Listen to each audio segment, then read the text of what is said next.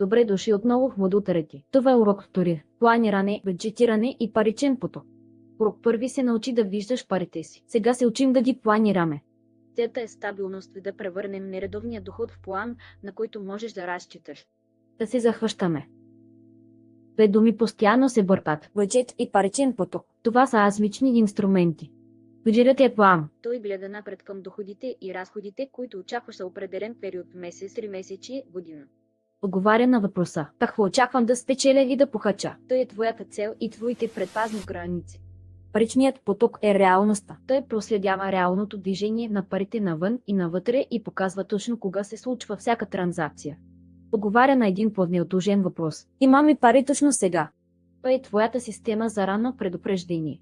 Важни са ти и двете: бюджет, към който да се стремиш, и паричен поток, за да преживееш разликите в времето между тях.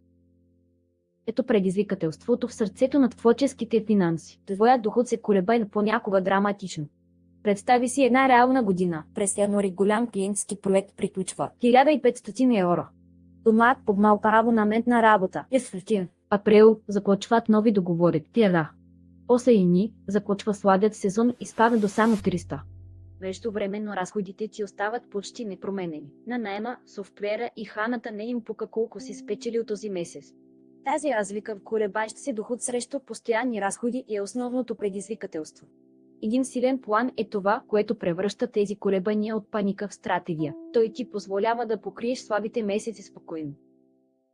За да планираш добре, проследяваш 4 основни показателя. Само 4 числа. Първо, наличния си баланс, общата сума пари, налична в сметките ти точно сега. Второ, печалбата е това, което остава, след като изведиш разходите от прихода.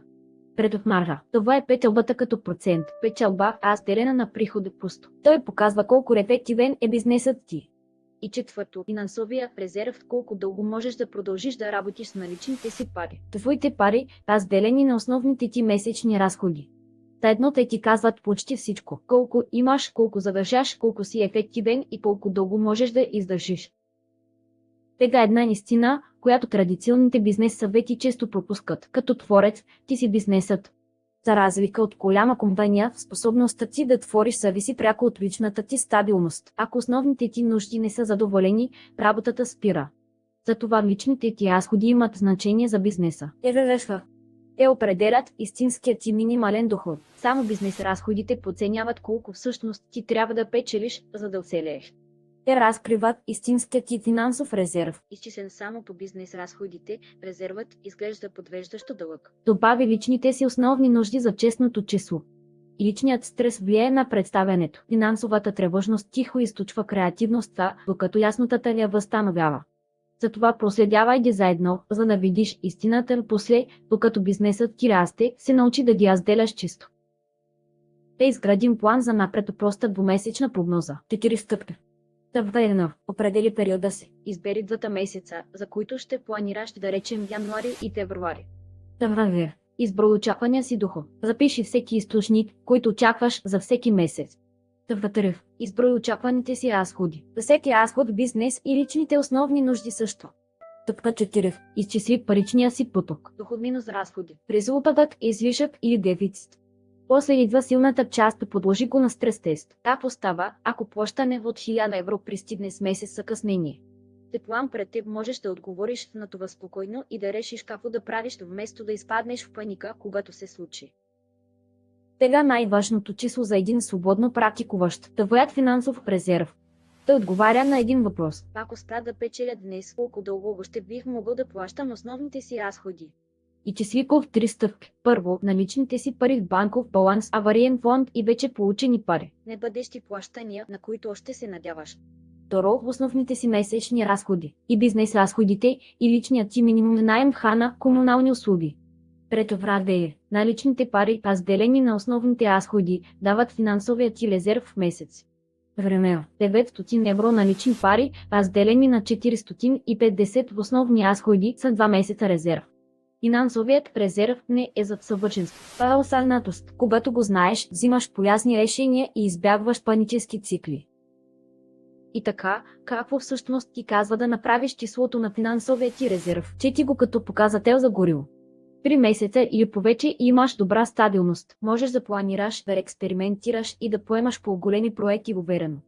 1 до 2 месеца и си на среден риск. Полезни холове. Увеличи краткосрочния доход, отреши ненужните разходи и стегни планирането на паричния си поток.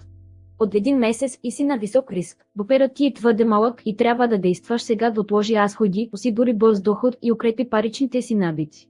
И за да предотвратиш недостига, преди да започне, поискай от клиентите частично плащане, отложи ненужните харчове, добави малка допълнителна услуга или се опри на аварийния си буфер. Осъзнатостта превръща всяко от тези неща от извънредна ситуация в решение. И така, планът ти показва, че едва стегнат месец. Добре, да сега имаш време да действаш. Имаш повече опции от паниката. Първо, поискай частично плащане. Депозит или плащане по етапи изглажда времето на голяма фактура. Второ, отложи ненужните харчове, материали, реклами, новооборудване. Повечето от тях могат да почекат няколко седмици без вреда. Трето, добави малко допълнително предложение. Бърза услуга или един дигитален продукт може да повдигне един слаб месец. И четвърто, използвай буфера си. Точно за това да аварийният фонд. Използването му не е провал, това е планът, който работи както е замислен. Затова за всеки план, който изграждаш, задай 3 въпроса. Той месец е най-рисков. Кои разходи могат да се преместят и какво може да повиши дохода?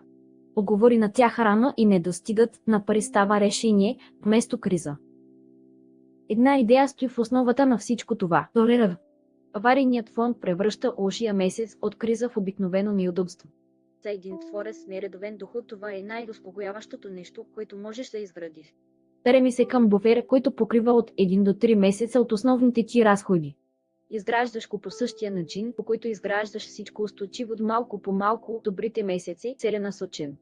Когато дойде слаб месец, а той ще дойде, този буфер е това, което ти позволява да продължиш да взимаш добри решения вместо отчаяние. Паричният ти поток винаги ти го води. Умението е да го чуеш рано, докато опциите ти въобще са етини и спокойни. Слушай за 3 сигнала под специално. Първи, 1 месец става отрицателен. Разходите ти надвишават дохода. Решението е да планираш за това преди месеца да настъпи, а не да се боричкаш по време на него. Втория, постоянно гониш закъснели плащания. Ако доходът ти зависи от фактори, които постоянно се бавят, това е знак да стегнеш условията си и да поискаш депозити. Третия, не е останал буфер. Работа с нулев резерв означава, че всяка изненада счупен лъп, загубен клиент мигновено става криза. Ето ли преформулирането? Нито едно от тези неща не е провал. Всяко е просто сигнал. Изплан в ръка всеки сигнал става управляема следваща стъпка, вместо момент на паника. Това беше урок втори. Сега можеш да бюджетираш, да проследяваш паричния поток и да изчисляваш финансовия си резерв. След това се захващаме с въпроса, с който всеки творец се бори. Ценообразуване и правна рентабилност. Този проект е финансиран от Европейския съюз. Да се видим в урок трети.